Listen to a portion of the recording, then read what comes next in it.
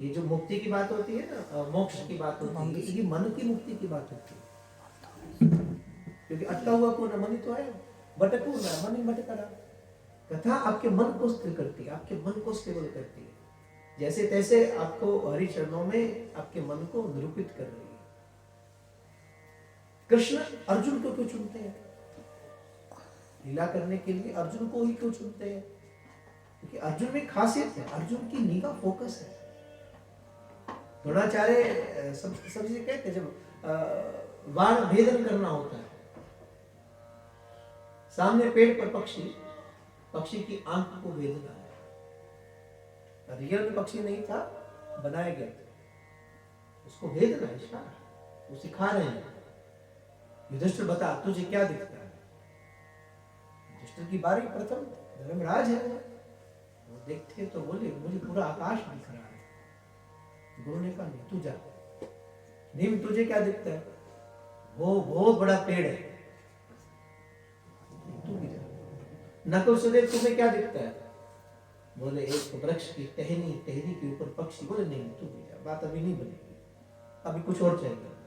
अर्जुन सम्मुख आता है, गुरु ने पूछा तुझे क्या दिखता है? बोले आंख दिखती, कुछ और नहीं दिखा, केवल आंख दिखी। बोले तेरी नजर फोकस है, जिसकी निगाह फोकस है कृष्ण उसे चुनेगा।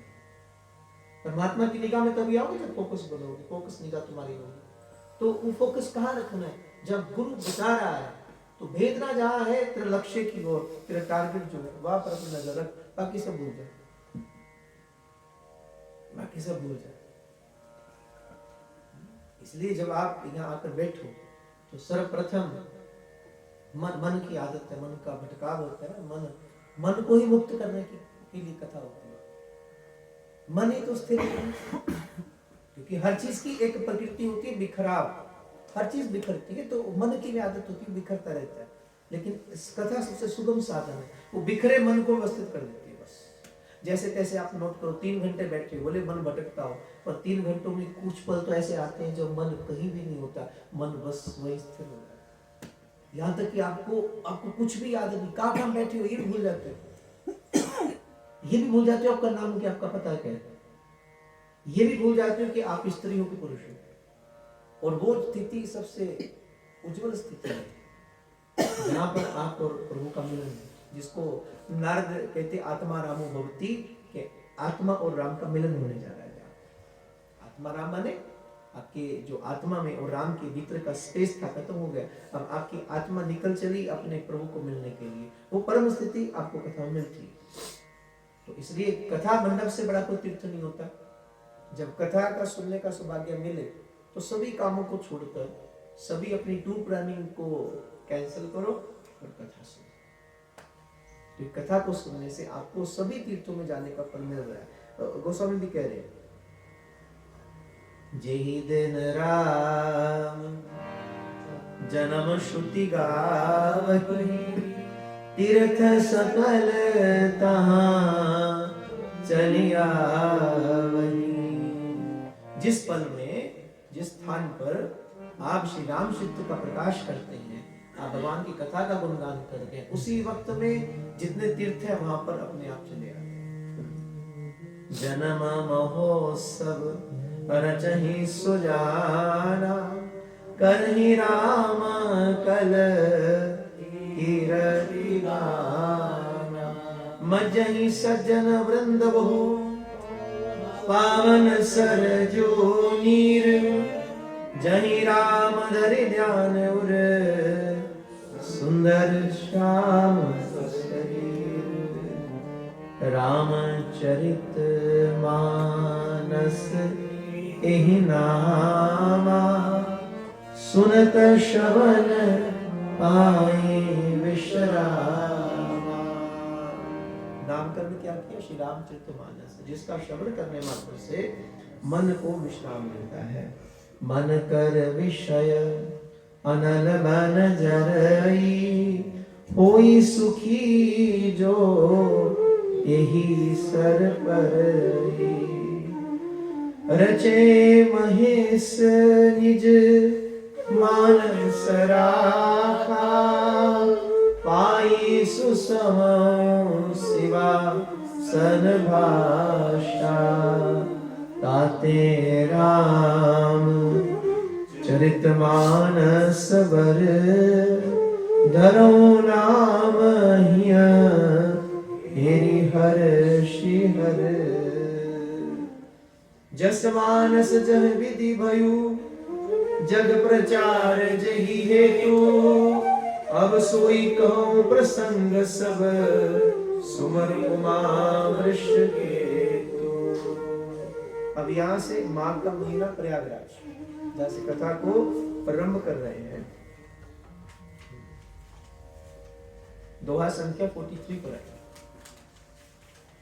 भरद्वाज मुनि बसहि प्रयागा तिन्हि राम पद अति अनुरागा तापस समदम दया निधाना परमारथ पथ परम सुजाना माघ मकर गत रवि जब होई तीरथ पतहि आव सब कोई। मकर संक्रांति से जब सूर्य मकर राशि में प्रवेश करता है तब प्रयाग की पवित्र धरती पर त्रिवेणी के संगम पर गंगा यमुना सरस्वती का मिलन हो रहा है। सभी संत महात्मा प्रयागराज में पधारते हैं और वो समय आया माघ का महीना त्रिवेणी पर संगम लगा। इस वक्त भी आप जाइए प्रयागराज तो आए वर्ष प्रयागराज में इस महीने में सभी संत महात्मा एकत्रित होते हैं तब साधना करते हैं। तो उस वक्त की ये चर्चा कर रहे हैं गोस्वामी। माघ मकर गत रवि जब होई तीरथ पतहि देव धनुज किन्नर नर श्रेणी सादर मज्जहि सकल देवेनी पूजहि माधव पद जल जाता परस अखय बटो हर्षहि गाता भरद्वाज आश्रम अति पावन परम रमे मुनि पर मन भावन। और वहां पर भरद्वाज जी का आश्रम। भरद्वाज जी कौन है? वाल्मीकि जी शिष्य है भरद्वाज जी।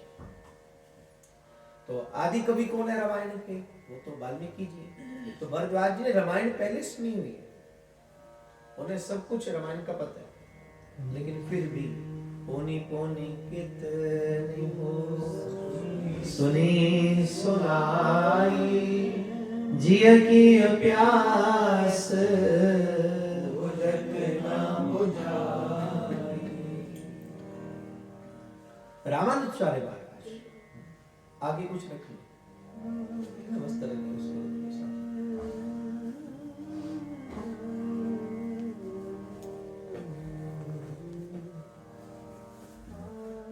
108 बार रामायण पढ़ चुके थे। रामायण पूरी होती फिर शुरू कर देते, रामायण पूरी होती फिर शुरू कर देते, फिर पूरी होती फिर शुरू कर देते, 108 बार। तो गुरुदेव ने पूछा, बोले रामानुज तुम हर बार फिर रामायण पढ़ते हो, 108वां बार पढ़ने जा रहे हो? बोले हाँ गुरुदेव। बोले कथा तो वही है,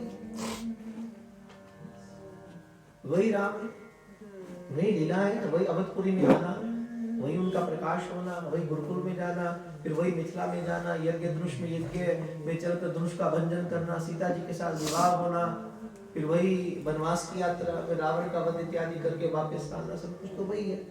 फिर बार बार क्यों पढ़ते? तो रामानुचार्य के नेतृत्व बनाए, अहोभाव की स्थिति थी, अधरों पर मुस्कुराहट, आंखें भरी हुई, पूरे बदन में रोमांच, जुबान लड़खड़ा रही है, हाथ जोड़ लिए, बोले गुरुदेव मैं क्या बताऊं, तथा वही है, वही चरित्र है। लेकिन मैं सच कहता हूं, मैं जितनी बार रामायण पढ़ता हूं, मैं जितनी बार रामायण सुनता हूं, हर बार मुझे राम कुछ नए लगते हैं। दिने दिने नवम नवम नंद गोप बालकम। वृंदावन जाओ ना बिहारी जी के सामने, अभी पर्दा लगेगा फिर पर्दा हटेगा, बिहारी जी तो वही है। पर जितनी बार पर्दा हटता है हर बार ठाकुर जी कुछ अलग ही लगता है। वो उनकी छवि कुछ अलग ही होती है और नूतन लगता है। जितनी बार कथा सुनोगे तभी संत कुमार कहते हैं सदा सेव्य श्रीमद् भागवती कथा यस्य श्रवण मात्रेण हरि चित्तम समाश्रयेत्। आप जितनी बार कथा को सुनोगे हर बार आप अनुभव करोगे राघव कुछ अलग ही लगेगा और प्यारे लगेंगे और किशोर लगेंगे। ये लीला हर बार नहीं लगेगी, हर बार सुनोगे लगेगा ये तो कभी सुना ही नहीं था, ऐसा भी था कथा में, हमने पहले नहीं सुना। हर बार कुछ ना कुछ और नया आनंद आएगा और आनंद आएगा। हर बार कथा एक नया रूप लेके आती है और खूबसूरत हो जाती है जितना सुनो। कोनी कोनी कितने हो सुनी सुनाई जिय की प्यास। मैं क्या करूं, मैं जितनी बार सुनता हूं उतना और आनंद आता है और आनंद प्रकट होता है। इसलिए वो कह रहे, इसलिए भरद्वाज ने रामायण सुनी है, विशेष ज्ञाता है उसकी, ज्ञानी है, ज्ञानी है। लेकिन फिर भी आज देखो जब माघ महीना हुआ, 1 महीना संत महात्मा रहे, तो यहाँ पर याज्ञवल्क्य जी है, यहाँ पहले भारद्वाज जी के आश्रम का जिक्र किया गया। भरद्वाज आश्रम अति पावन। देखो जो सुन रहे हो ना वो भी साथ में गाओ। भरद्वाज आश्रम अति पावन परम रमे मुनि वर मन भावन। तहाँ होई मुनि ऋषि समाज एकत्रित हुआ। कितने समय के लिए? 1 महीना। अभी जाइए 1 महीने का पूरा वहां पर उत्सव होता है प्रयागराज में। तहाँ होई मुनि ऋषि समाजा जाहि जन तीरथ मजहि प्रात समेत उछाल कहीं परस पर हरि गुण गा। ब्रह्म निरूपण धर्म विधि वर्णहि तत्व विभाग कहीं भगत भगवंत के संयुत ज्ञान विराग। एक बार भरी मकर नहाए सब मुनि आश्रम सिधाए जाग बलक पुनि परम विवेकी भरद्वाज राखे पर टेकी। 1 महीना सब संत रहे, 1 महीना पूरा हुआ, सभी साधु संत महात्मा अपने अपने धाम को वापस जाने लगे। याज्ञवल्क्य जी भी जाने लगे और जैसे याज्ञवल्क्य ऋषि जाने लगे तो कहते हैं परम विवेकी परम विनम्र भरद्वाज जी ने चरण पकड़कर उन्हें रोक लिया। जाग बलक मुनि परम विवेकी भरद्वाज राखे पद टेकी। सादर चरण सरोज पखारे अति पुनित आसन बैठारे कर पूजा मुनि सुरस बखानी बोले अति पुनित मृदु बानी। प्रणाम किया, उनके चरणों को प्रक्षालन किया, आसन पर बिठाया, फिर चरणों में बैठकर भरद्वाज जी हाथ जोड़कर विनती कर रहे हैं। और देखो शुरुआत कहां से कर रहे हैं, क्या कह रहे हैं? नाथ एक संशय बड़ मोरे करगद वेद तत्व सब तोरे कहत सो मोही लागत भय लाजा जो न कहूं बड़ होई अकाजा। अतिशय विनम्र होकर भरद्वाज जी कहते मेरे मन में एक संकोच है, मैं प्रश्न करना चाहता हूँ। मुझे कहते लाज भी आ रही है, आप क्या सोचेंगे, क्या मुझे इतना भी नहीं पता है? और नहीं कहता हूं तो बड़ा लाज हो जाएगा, जन कल्याण कैसे होगा? और फिर क्या क्या कहा उन्होंने? मेरे मन में एक प्रश्न है, संकोच है, संशय है। राम कवन प्रभु पूछह तो ही, कही बुझाई कृपा निधि मोही। ये राम कौन है? अब विचार करो, ये कौन पूछ रहा है? ये वो पूछ रहे हैं जो राम के बारे में सब जानते हैं। ये वो पूछ रहे हैं जिन्होंने रामायण सुन रखी है, जिन्होंने वाल्मीकि जी का अनुभव किया है, जिन्होंने बहुत करीब से अपने गुरु को देखा और गुरु के मुखारविंद से रघुनाथ जी का दर्शन, जिसके आश्रय पर राम स्वयं आए हैं। ये वो भरद्वाज देखने के बाद, जानने के बाद भी, लेकिन आज एक बच्चों की तरह बैठ जाते हैं और पूछ रहे हैं राम के बारे में, संशय है, आप बताइए। और क्या पूछा? एक राम अवधेश कुमार। ये राम कौन है? मैंने सुना एक तो वो जो अवधेश कुमार है, दशरथ जी के नंदन है। एक राम अवधेश कुमारा, तिन्हे कर चरित विविध संसारा। नारी विरह दुख लेहु पारा, भयो रोष रन रावण मारा। एक वो जो दशरथ जी के पुत्र हैं, जो नारी के वियोग में गए और रावण का वध कराए, वो राम है। या प्रभु सोई राम की अपर को, जाहि जपत त्रिपुरारी। सत्य धाम सर्वज्ञ तुम, कहो विवेक विचारी। और एक राम वो जिसको महादेव स्मरण करते हैं, दिन रात समाधि में बैठकर राम महादेव जिस राम का चिंतन करते हैं, क्या वो राम कोई और है और ये राम कोई और है? ये प्रश्न क्यों किया? जबकि तत्व की ज्ञाता है भरद्वाज जी, वेल एजुकेटेड, सब कुछ जानते हैं राम जी के बारे में, लेकिन पर आज ये प्रश्न क्यों कर रहे हैं? कारण है,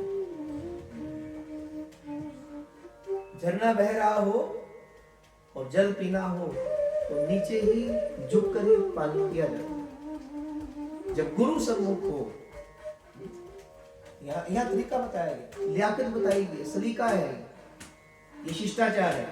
जब गुरु सामने हो तो प्रथम गुरु के चरणों में बैठो। एक एक स्टेप देख, प्रथम गुरु के चरणों में बैठा जाए, और दूसरा जब गुरु से कुछ सीखना हो तो फिर अपने ज्ञान को साइड पर रख देना चाहिए। आपको कितना भी ज्ञान क्यों ना हो, यहाँ बहुत लोग होंगे जिनको पूरी जिंदगी रामायण पढ़ी होगी, सब तत्व ज्ञान होगा, लेकिन जब कहीं भी जाओ कथा सुनने के लिए तो ये प्रसंग कहता है अपने ज्ञान को बाहर छोड़कर आओ। आप जो जानते हो सब भूल जाओ, कोरे होके जाओ, नए होके जाओ, पात्र को खाली करके जाओ, ताकि जब गुरु कुछ दे तो पात्र में समाहित हो पाए। सब कुछ जानने के बाद भी वो अनभिज्ञ होके बैठ गए, क्योंकि मुझे प्राप्त करना है, मुझे आपसे, क्योंकि सुनकर और आनंद आए। कोई साधु आए, कोई संत आए, कोई महात्मा आए, बार बार सुनने का अवसर मिले तो हर बार कोरे होके जाओ, भूल कर जाओ कि मुझे कुछ पता है। अगर अपना ज्ञान साथ में लेकर जाओगे तो नहीं ले पाओगे। अगर भरद्वाज जी अपने ज्ञान को साथ में रखते, वो जानते कि मुझे तो सब पता है, तो कभी भी ये मानस प्रकट ना होती। निर्मल हो गए, शांत हो गए। प्रभु सोई राम की अपर को, जाहि जपत त्रिपुरारी। सत्य धाम सर्वज्ञ तुम, कहो विवेक विचारी। राम भगत तुम मन क्रम वाणी, चतुराई तुम्हार में रानी। याज्ञवल्क्य के जी मुस्कुराए, मैं तुम्हारी चतुराई समझ गया। आप मेरे द्वारा राम कथा सुनना चाहते हैं, आप जानते सब हैं, गुरु सब जानते हैं, तुम्हें सब ज्ञान है, और तुम मेरे मुख से फिर से राम जी की कथा सुनना चाहते हो, मैं ये तुम्हारी चतुराई है। चाहू सुने राम गुण गूढ़ा, किनहु प्रसन्न मनो अति मूढ़ा। महामोह मही शेषु विशाला, राम कथा कालिका कराला। अब यहाँ से, अब याज्ञवल्क्य जी के द्वारा अब राम कथा प्रकट होती है। मैंने कल भी कहा था, गोस्वामी तुलसीदास जी ने यहाँ पर सबसे पहले शिव कथा का जिक्र किया, इसलिए अगर राम जी की प्राप्ति करें तो शिव मार्ग शुरू कर दो। शिव सुलभ है। शिव मार्ग का अर्थ है कि शिव की बात करते करते, शिव की चर्चा करते करते, महादेव जी का चिंतन करते करते राम कथा में प्रवेश करोगे तो महादेव की कृपा होगी तो राम जी से मिलन हो जाएगा। मैंने कई बार कहा, कई बार ऐसा होता है जिंदगी भर महादेव की उपासना करते हैं, जिंदगी भर हमने किसी साधु की उपासना की, किसी संत की उपासना की, ये सभी ध्यान से समझना। देवी भगवती माँ की आराधना की, आप किसी की भी आराधना कर रहे हो, किसी भी फकीर की, किसी भी संत की, किसी भी महात्मा की, महादेव की, देवी भगवती माता की। और अगर ये देखना हो कि अब वो सब आप पर प्रसन्न है तो कैसे पता चले? आपके गुरु आप पर प्रसन्न है कि नहीं है, महादेव आप पर प्रसन्न हुए कि नहीं हुए आपकी भक्ति से, इस बात की खबर कैसे लगेगी? जिस दिन इस मार्ग पर चलते चलते आपको कृष्ण प्यारे लगने लगे, आपको राम प्यारे लगने लगे, आपको श्री राम की कथा, कृष्ण की कथा अच्छी लगने लगे, आपको वृंदावन अयोध्या जाना बार बार आकर्षित करने लगे, तो समझ लेना आप पर गुरु कृपा हो गई। आप समझ लेना कि आप पर परमात्मा, आप यूं ही नहीं बैठे यहाँ पर, आपके जीवन की निस्वार्थता का फल है।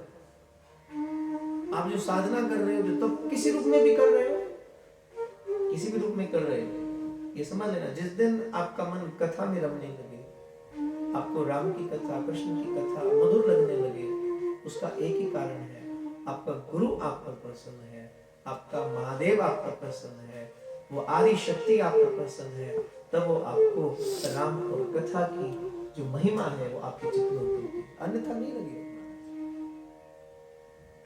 ये मधुर भी लग रही हो तो कारण एक ही है कि उनकी कोई कृपा आपके साथ है। आइए सब मिलकर प्रवेश करें यहां से, शिव मार्ग से होकर ये कथा होगी।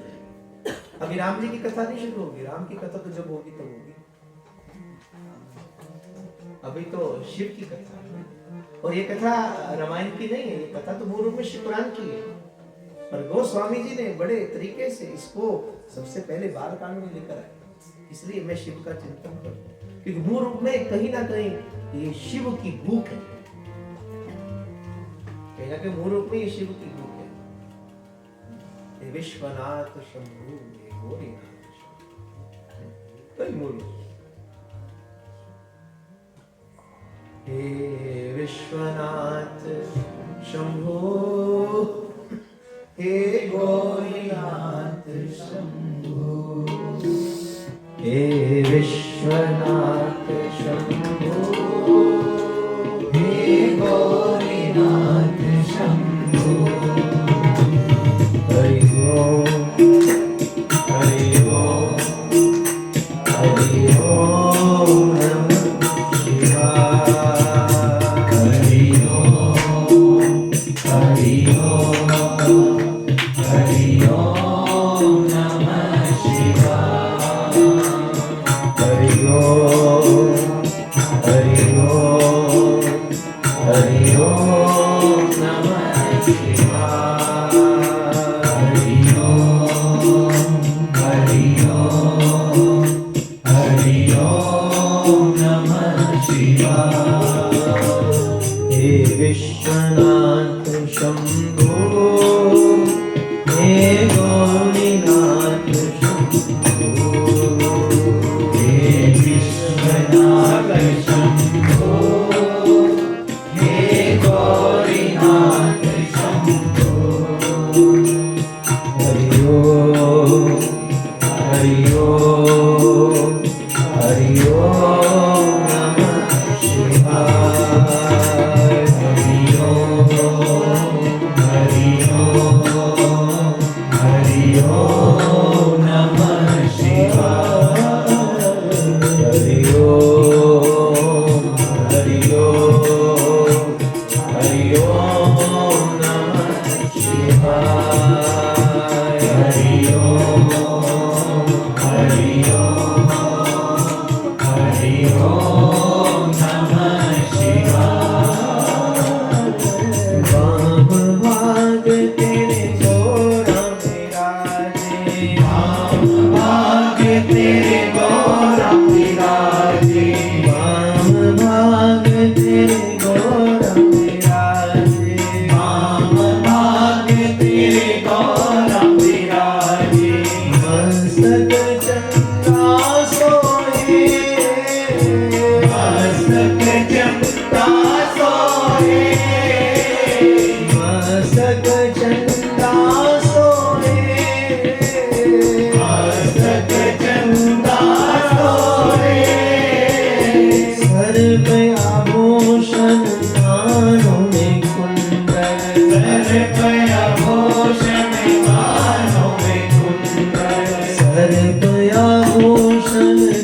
कानों में कुंडल, सर्वभूषण कानों में कुंडल, तन मृगशाला ओढ़े, मन मृगशाला ओढ़े, तन मृगशाला ओढ़े, मन मृगशाला ओढ़े, ऋषि मुनि सब ध्यान धरे तेरा, ऋषि मुनि सब ध्यान धरे तेरा, ऋषि मुनि सब ध्यान धरे तेरा, ऋषि मुनि सब ध्यान धरे तेरा, परतीश्वर शिव शंभो, परतीश्वर शिव शंभो, परतीश्वर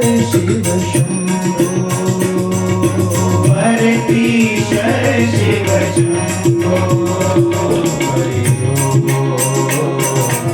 ओम, हरि ओम नमः शिवाय, हरि ओम, हरि ओम, हरि ओम नमः शिवाय, हरि ओम, हरि ओम, हरि ओम नमः शिवाय, हरि ओम, हरि ओम, हरि ओम नमः शिवाय, हे विश्वनाथ शंभो, हे गौरीनाथ शंभो, हे विश्वनाथ शंभो, हे गौरीनाथ शंभो, हरि ओम, हरि ओम,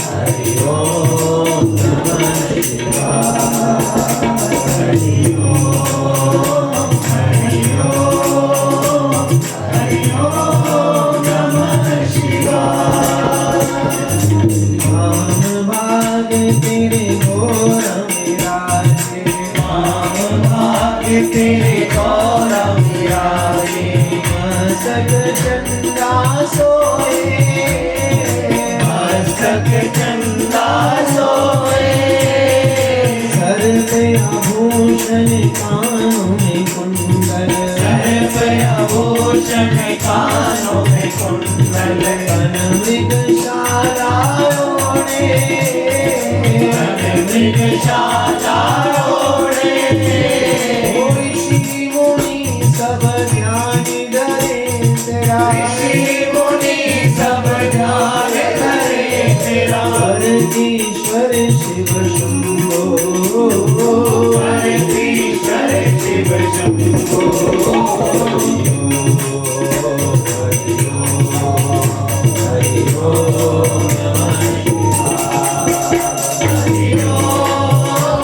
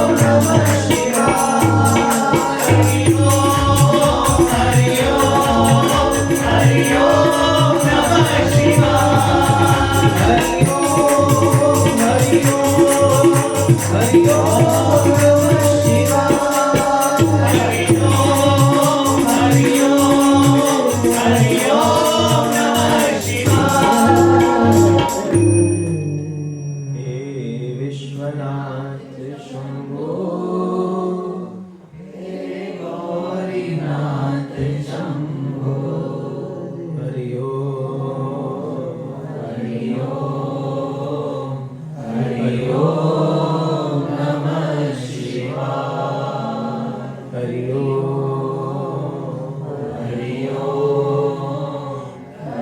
ओम नमः शिवाय। हे विश्वनाथ शंभो हे गौरीनाथ शंभो। हे विश्वनाथ शंभो हे गौरीनाथ शंभो। मूल रूप में महादेव की है, बैठे कहाँ है? कैलाश पर, ऊंचाई पर। लेकिन महादेव दो ही काम करते हैं, समाधि, और समाधि से निकलते हैं तो फिर श्री राम कथा, कृष्ण कथा। कभी अमरनाथ की गुफा में चलकर भवानी को कथा सुना रहे हैं। तो अमर कथा कौन सी है? श्रीमद् भागवत अमर कथा। अमर कथा करते कि अमर बना देती है। नाम अमर करना हो तो क्या साधन है?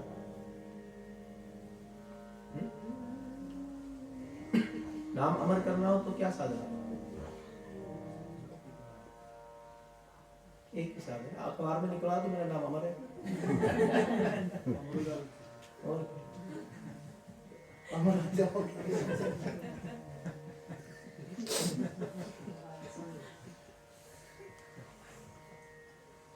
इसका निकलो पहले।